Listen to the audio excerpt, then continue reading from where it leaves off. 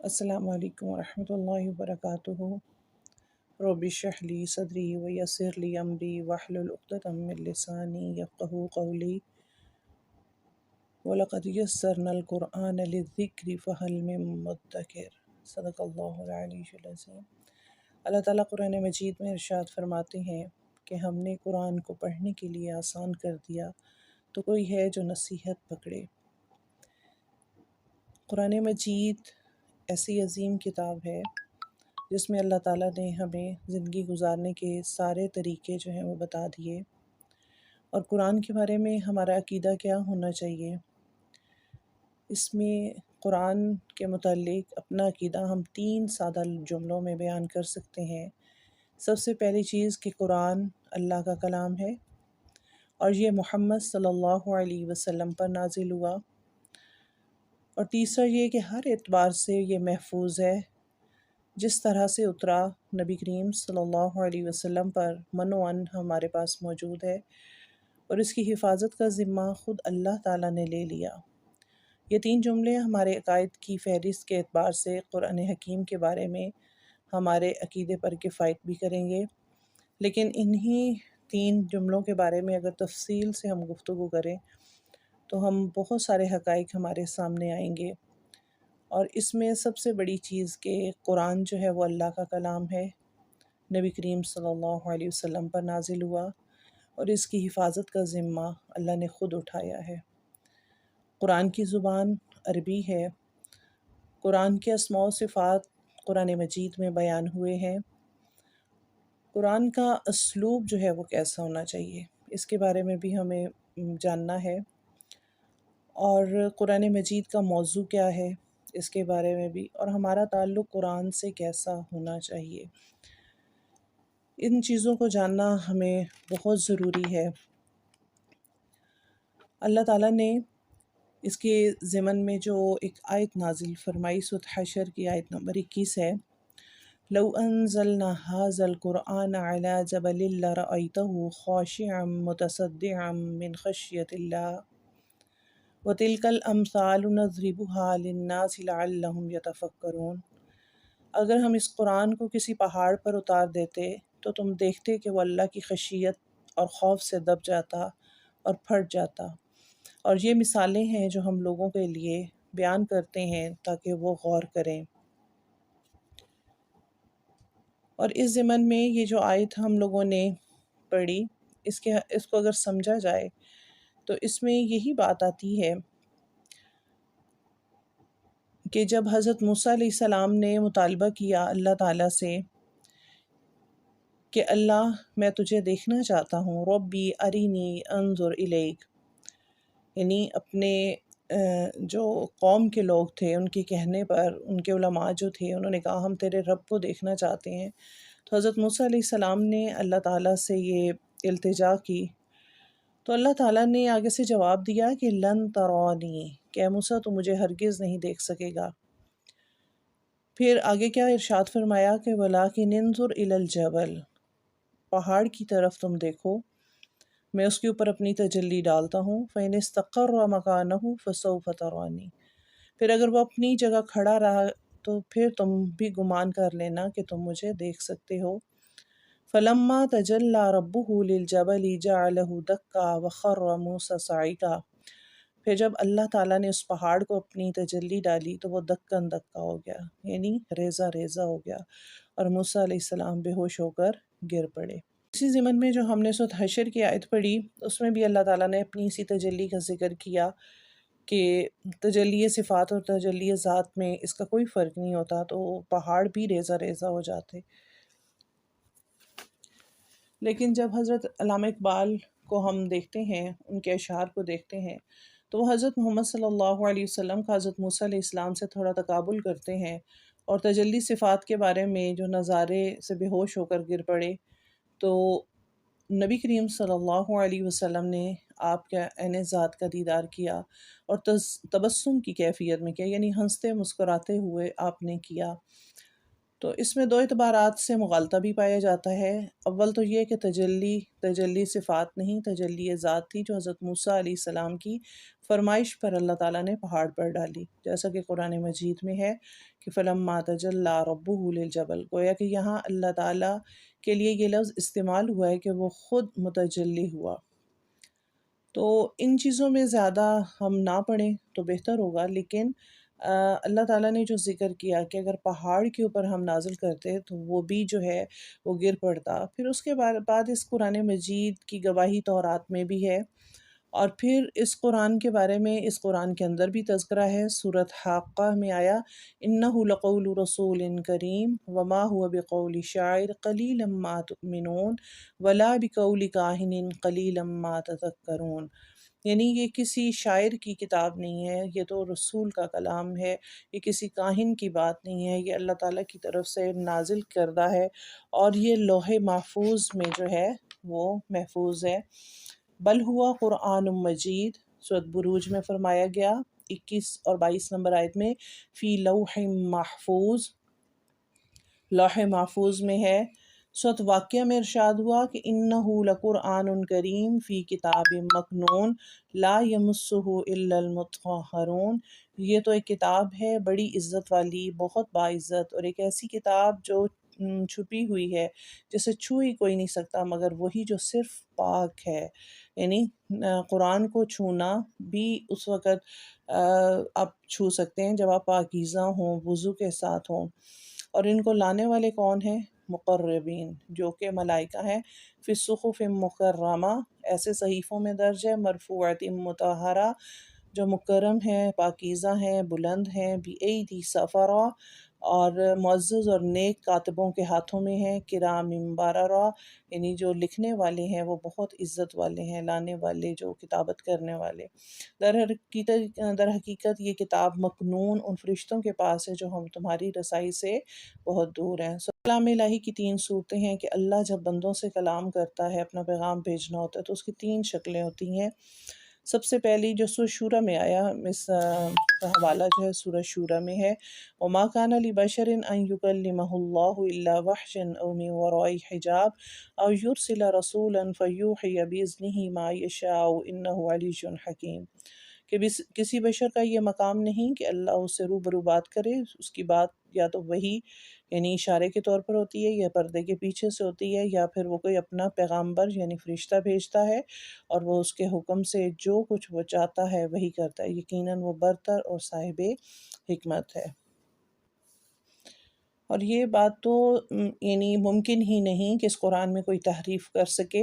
کیونکہ اللہ تعالیٰ نے اس کی محافظت کا ذمہ جو ہے وہ خود اٹھایا ہے، اور اللہ تعالیٰ نے فرمایا وَلَوْ تَقَوَّلَ عَلَيْنَا بَعْضَ الْأَقَاوِيلِ لَأَخَذْنَا مِنْهُ بِالْيَمِينِ ثُمَّ لَقَطَعْنَا مِنْهُ الْوَتِينَ فَمَا مِنْكُمْ مِنْ أَحَدٍ عَنْهُ حَاجِزِينَ، کہ کوئی اور تو اس میں کیا اضافہ کرے گا، یہ ہمارے نبی صلی اللہ علیہ وسلم خود بھی یعنی اپنی طرف سے کچھ کھڑ کر اس میں شامل کر دیں تو ہم انہیں دائیں ہاتھ سے پکڑیں گے اور ان کی شارک کاٹ دیں گے، پھر تم میں سے کوئی بڑے سے بڑا محافظ ان کا حامی و مددگار نہیں ہوگا جو انہیں ہماری پکڑ سے بچا سکے گا۔ یعنی یہاں پہ تو محمد صلی اللہ علیہ وسلم کے لیے بھی اس شدت کے ساتھ نفی کر دی گئی، تو اس میں اور کوئی کیسے تبدیلی کر سکتا ہے؟ اور جب وحی نازل ہوتی تھی تو آپ صلی اللہ علیہ وسلم اس کو جلدی جلدی پڑھا کرتے تھے، اور اس کا ذکر سورۃ قیامہ میں بھی آیا، تو اللہ تعالیٰ نے جو ہے وہ فوراً ہی آپ سے فرمایا کہ لا تحرک بہ لسانک لتعجل بہ ان علینا جمعہ وقرآنہ، کہ آپ اپنی زبان کو جلدی جلدی نہ چلائیے۔ ضرورت جبرائیل امین جب وہ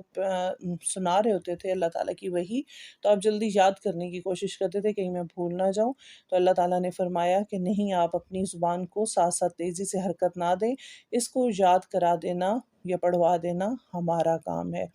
یعنی آپ یہ مشقت جو ہے وہ نہ کریں۔ پھر ثم ان علینا بیانہ، پھر اگر آپ کو کسی چیز میں شک محسوس ہو تو وضاحت کرنا بھی ہمارا کام ہے، اور پھر اللہ تعالیٰ نے سورۃ حجر کی آیت نمبر 9 میں بھی بتا دیا انا نحن نزلنا الذکر وانا لہ لحافظون، کہ ہم ہی اسے نازل کرنے والے ہیں اور بے شک ہم ہی اس کی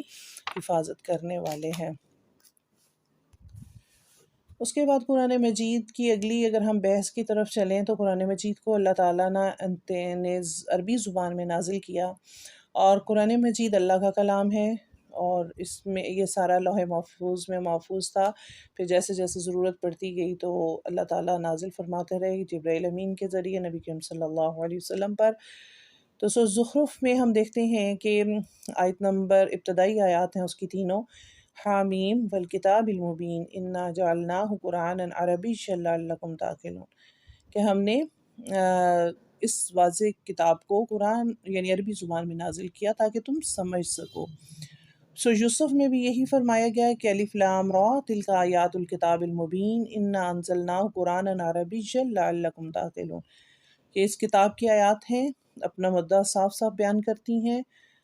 اور اس کو ہم نے عربی زبان میں نازل کیا تاکہ تم سمجھ سکو، بلسان عربی مبین۔ سورۃ شعراء میں فرمایا گیا صاف صاف عربی زبان میں، یعنی عربی زبان بھی ایسی نہیں ہے جس میں کوئی ٹیڑھا پن ہو۔ زمر میں آیا قرآن عربی غیر ذی عوج لعلہم یتقون،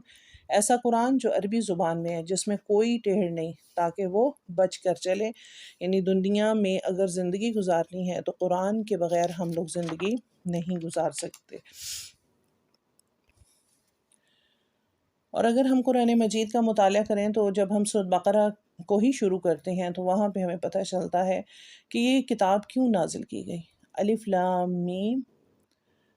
ذالک الکتاب لا ریب فیہ ھدی للمتقین، یعنی اس کا مقصد کیا ہے، اس کا موضوع کیا ہے،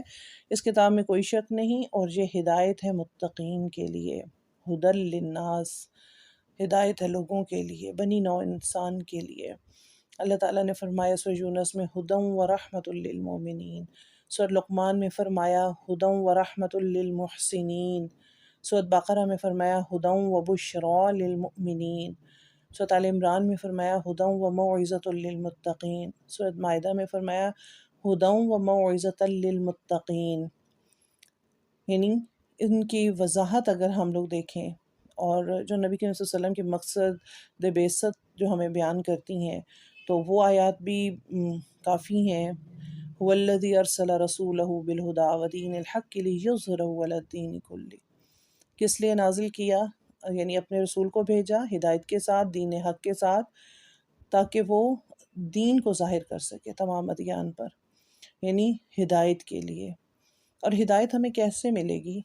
اسی قرآن سے ملے گی۔ اس قرآن کو پڑھنا ہمارے لیے بہت ضروری ہے، اس کو جاننا بہت ضروری ہے،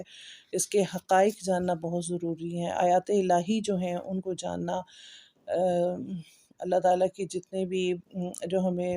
اللہ تعالیٰ نے نعمتیں دی ہیں، جو قرآن مجید میں جن کا تذکرہ ہے، اس کو دیکھیں، ان کی اپنی زندگیوں کو سنوارنے کی کوشش کریں ان کے ذریعے۔ اور جب تک اس قرآن کو ہم پکڑیں گے نہیں، اس وقت تک ہم اپنی زندگی کی اصلاح نہیں کر سکتے۔ اور ڈاکٹروں نے تو شاید کچھ عرصہ پہلے ہی یہ انسان کی پیدائش کے بارے میں جو ہے وہ بتایا، لیکن 1400 سے اوپر سال ہو گئے، اور اللہ تعالیٰ نے جو ہے، اگر ہم دیکھیں کہ سورۃ مومنون کی آیات ہیں تو اس میں انسان کی پیدائش کا مکمل تذکرہ کر دیا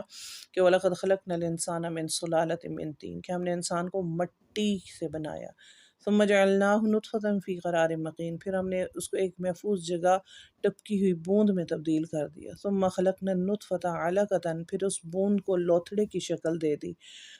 فَخَلَقْنَا الْعَلَقَةَ مُضْغَةً، پھر اس لوتھڑے کو بوٹی بنا دیا، فَخَلَقْنَا الْمُضْغَةَ عِظَامًا، پھر بوٹی کی ہڈیاں بنا دی، فَكَسَوْنَا الْعِظَامَ لَحْمًا، اور پھر ہڈیوں پر گوشت چڑھایا، ثُمَّ أَنشَأْنَاهُ خَلْقًا آخَر، پھر اسے ایک دوسری ہی مخلوق بنا کر کھڑا کر دیا۔ یعنی انسان کی اگر تخلیق کو ہی دیکھا جائے اور اس آیت میں دیکھا جائے تو کتنی چیزیں ہمیں